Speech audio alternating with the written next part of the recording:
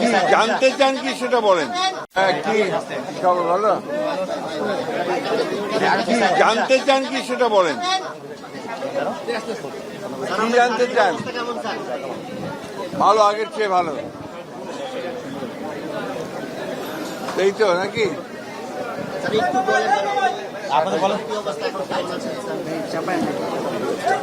না, আমি তো ভালো আছি ভাই। একটু চাপেন, আপনি চাপেন, একটু চাপেন। আপনাদের কোনো কোশ্চেন নাই? Thank you. স্যার, বিভিন্ন রাজনৈতিক দলগুলো হচ্ছে পিয়ার পদ্ধতির দাবিতে আজকেও বেশ কয়েকটা মিছিল হয়েছে অন্যান্য রাজনৈতিক দলগুলো। এক্ষেত্রে স্যার অবস্থান কেমন বা এই মুহূর্তে? না, আমরা খুব পরিষ্কার করেই তো বলেছি যে আমরা পিয়ার পদ্ধতি কোনো মতেই মেনে নেব না। কারণ পিয়ার পদ্ধতি এই দেশের মানুষ ইউজ না, তারা বোঝেও না, তারা ঠিক মতো জানেও না।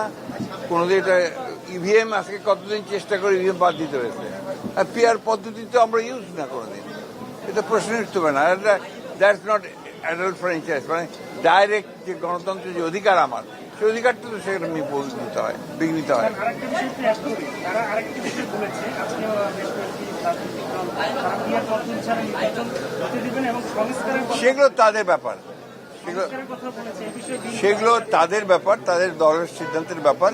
কিন্তু বাংলাদেশের মানুষ এখন নির্বাচন চায়, এবং নির্বাচনই এখন একমাত্র উপায় যে বাংলাদেশকে যে সংকট আছে রাজনৈতিক এবং অর্থনৈতিক, সেই সংকট থেকে উদ্ধার করার একমাত্র পথ হচ্ছে নির্বাচন, এবং সেটা একটা অবাধ সুষ্ঠু নির্বাচন।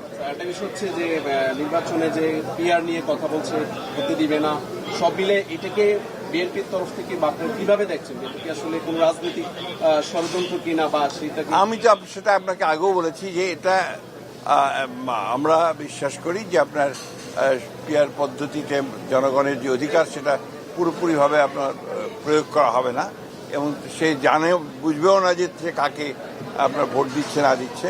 এটা তো বাংলাদেশের মানুষের ইউজ না, সুতরাং এটা গ্রহণযোগ্য না। আর কিছু স্যার, আরেকটা বিষয়, সামনে স্যার ডাকসু নির্বাচন, স্যার সেক্ষেত্রে আপনাদের প্রত্যাশা কি থাকবে রাজনীতিবিদদের? সুষ্ঠু আপনার নির্বাচন হবে, এবং ছাত্র সংসদের একটা নির্বাচন যে অবাধভাবে হয়, এটা সকলেরই কাম্য। তবে এটা ছাত্রদের ব্যাপার, ছাত্রই ভালো উত্তর দেবে। Thank you. সবাই এই দেখি